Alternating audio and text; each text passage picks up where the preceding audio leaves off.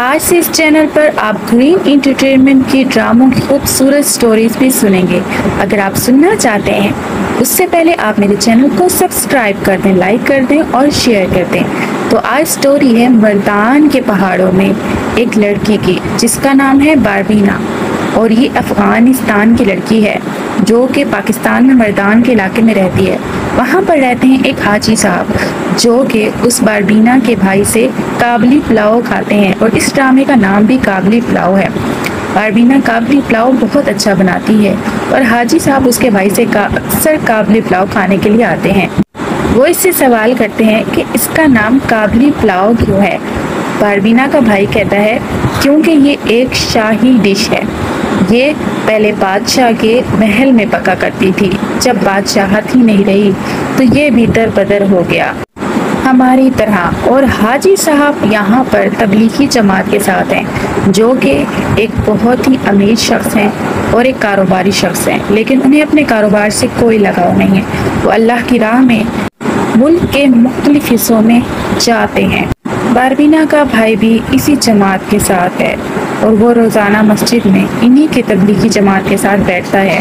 ایک رات باربینا کا بھائی مسجد میں کھڑا ہوتا ہے اور کہتا ہے کہ آج میں آپ سب سے ایک بات کرنا چاہتا ہوں، میں بہت مجبور ہوں، میری کوئی نہ ذات ہے نہ ہی کوئی خاندان، میں افغانستان سے آیا ہوا ایک خانہ بدوش ہوں، میری ایک جوان بہن ہے جو کہ بیوہ ہے، اس کی ذمہ داری میرے کندھوں پر ہے، میں چاہتا ہوں کہ میری ذمہ داری کو کوئی بانٹ لے، آپ میں سے جو کوئی بانٹنا چاہے تو مجھے بہت خوشی ہوگی۔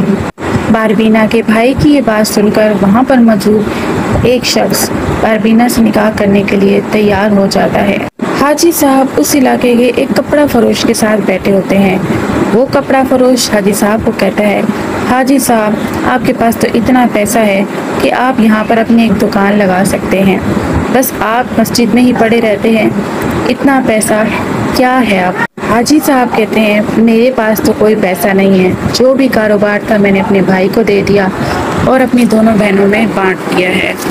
کہتا ہے کہ حاجی صاحب آپ بہت ہی سادہ زندگی گزار رہے ہیں، کہاں وہ آپ کا کاروبار لاکھوں کا، اور آپ کہاں مسجد میں پڑے رہتے ہیں در بدر ہو کے۔ حاجی صاحب باربینا کے بھائی کے ساتھ اس کے گھر اس کے ساتھ جاتے ہیں۔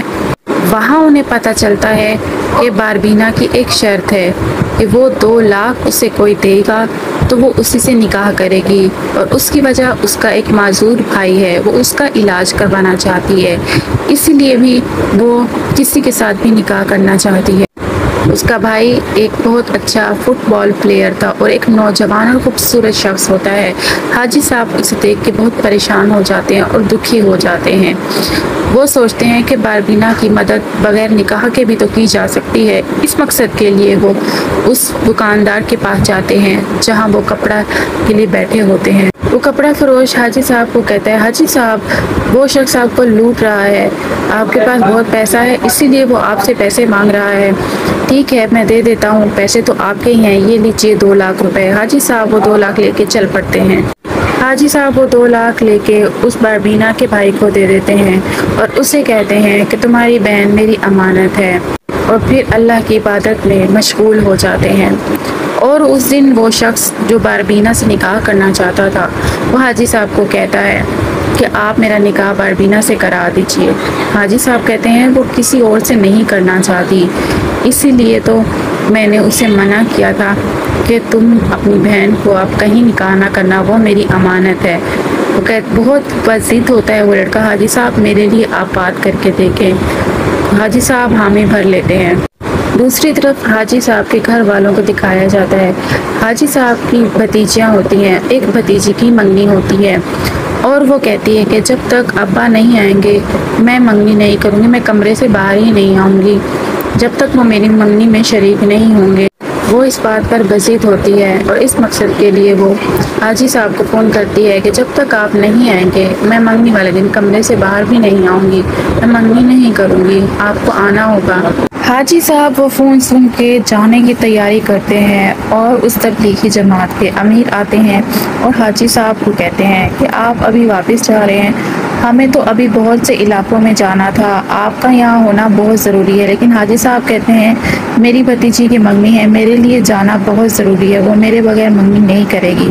हाजी साहब सामान बांध के वापस जाने लगते हैं। इतने में देखते हैं बारबीना का भाई और बारबीना हाजी साहब के सामने आ जाते हैं और कहते हैं कि आप अपनी अमानत को अपने साथ लेके जाएं। हाजी साहब कहते हैं वो तो मैंने बस ऐसे ही कहा था, मैं शादी नहीं कर सकता, मैं तो यहाँ अल्लाह की राह में आया हुआ हूँ, मैं इस जिम्मेदारी को नहीं निभा सकता। लेकिन हाजी साहब को वो बरबीना का भाई कहता है कि आप इसे अपने साथ ले जाएं। जो इसका पहला शौहर था उसका भाई आया हुआ है, वो इसे निकाह करना चाहता है, वो बहुत जालिम शख्स है, वो पहले भी अपनी 3 बीवियों को मार चुका है, किसी की टांग तोड़ चुका है और किसी को बर्फ़ में दबा चुका है, वो बहुत जालिम है, आप उसे इससे बचा लें। हाजी साहब कहते हैं आप उस लड़के से इसका निकाह कर दें, वो एक अच्छा लड़का है, हाफिज़ है, खाने पीने भी कोई कमी नहीं होगी, रिहाइश की भी कोई जगह का मसला नहीं है, आप बारबीना का उससे निकाह कर दें। बारबीना किसी से भी निकाह करने के लिए नहीं मान रही होती, वो कहती है कि मैं हाजी साहब से ही निकाह करूंगी, बस मैंने इन्हीं से ही निकाह करना है। हाजी साहब जाने लगते हैं कि बारबीना उनके पाँव में बैठ जाती है और कहती है आप मुझे बस अपने पाँव की धूल बना लें, मैं आपकी गुलामी करूंगी सारी ज़िंदगी। हाजी साहब मजबूर हो जाते हैं और वो मस्जिद में जाके बारबीना से निकाह कर लेते हैं और अपने अपने साथ ले जाते हैं। हाजी साहब बारबीना को निकाह करने के बाद अपने साथ ले जाते हैं। सफ़र बहुत लंबा होता है, बारबीना की तबीयत बहुत ख़राब होती है। हाजी साहब उसे पानी देते हैं, बारबीना पश्तो में कुछ उसे कहती है। हाजी साहब को कुछ समझ नहीं आता तो ड्राइवर उसे बताता है कि वो आपको दुआ दे रही है। एक जगह हाजी साहब होटल पे रुकते हैं और उस ड्राइवर से कहते हैं उस बीवी से पूछो वो कुछ खाएंगी, इतना लंबा सफ़र किया है यहाँ पर कुछ नहीं खाया। और ड्राइवर कहता है वो नहीं खा रही, आप भी समझा करें कि वो नई दुल्हन है, दुल्हनें ऐसे ही करती हैं, शोहरों को उनके थोड़े से नखरे उठाने पड़ते हैं, आप उनसे पूछें और आप उन्हें कहेंगे तो वो कुछ खाए पिएंगी। हाजी साहब बारबीना के पास जाते हैं, उससे कहते हैं कुछ खाओगी? वो कहती है बिल्कुल नहीं। वो कहते हैं अच्छा ठीक है तुम चाय पी लो, इतना लंबा सफ़र है, तुमने कुछ भी नहीं खाया, तुम्हें पता है ना कि हमारे दरमियान क्या तय पाया था कि तुम मेरी दुल्हन की हैसियत से नहीं, तुमने क्या कहा था। तो फिर दिखाया जाता है कि जब बारबीना ने हाजी साहब के पाँव पकड़े थे और उसने कहा था कि मैं आपकी पाँव की धूल बन के रहना चाहती हूँ। दूसरी तरफ मंगनी का फंक्शन शुरू हो चुका होता है, सारे मेहमान इकट्ठे हो रहे होते हैं, सब घर वाले हाजी साहब का इंतजार कर रहे होते हैं कि वो कब आएंगे तो मंगनी की रस्म शुरू करें, और साथ साथ नोक झोंक का सिलसिला भी जारी होता है। इधर हाजी साहब बारबीना को लेके सफ़र जारी रखे हुए होते हैं और सोचों में गुम बैठे होते हैं कि वो सबका सामना कैसे करेंगे, और मंगनी का फंक्शन शुरू ही होने वाला होता है। दुल्हा वाले आ चुके होते हैं, बस अब अंगूठी की रस्म बाकी रहती है। फिर सब हाजी साहब का इंतजार कर रहे होते हैं। इतने में हाजी साहब आ जाते हैं और सब हाजी साहब को मिलने लग जाते हैं। उनके भाई, उनकी बहनें, भाभियाँ, भतीजे सब उनसे मिल रहे होते हैं। इतने में हाजी साहब का ख्याल बारबीना से हट जाता है और वो अपनी भतीजी को मिलने लग जाते हैं जिसकी मंगनी होती है और उसके दूल्हा। हाजी साहब तो बारबीना को बिल्कुल ही भूल चुके होते हैं और अपनी भतीजी को मिलने में मसरूफ हो जाते हैं। इतने में हाजी साहब के दोनों भाई बारबीना की तरफ मुतवज्जा होते हैं, जो कि एक ब्लैक बुर्के में मलबूस होती है, जो कि सर से लेकर पाँव तक छुपी हुई होती है।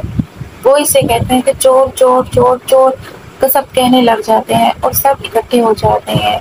बारबीना बहुत परेशान होती है। हाजी साहब भागते हैं कि उन्हें रास्ते में बारबीना का वो बुर्का मिलता है। उस बुर्के को हाथ में उठाते हैं कि सामने देखते हैं कि एक लड़की ब्लैक चादर में मलबूस है और अपना चेहरा छुपाए बैठी है और डरी सहमी बैठी है। जैसे ही हाजी साहब बारबीना के करीब जाते हैं तो बारबीना अपना सर उठाती है और हाजी साहब की तरफ बेबसी से देखने लग जाती है। हाजी साहब बड़े गौर से बारबीना को देखते हैं क्योंकि वो बहुत ही खूबसूरत होती है। हाजी साहब तो वहीं ही खो जाते हैं। तो यहीं पर इस एपिसोड का हुआ एंड। आज की स्टोरी आपको कैसी लगी कमेंट में मुझे बताइएगा और इस चैनल को सब्सक्राइब लाजमी कर लीजिएगा। यहाँ पर आपको नए नए ड्रामे सुनने को मिलेंगे।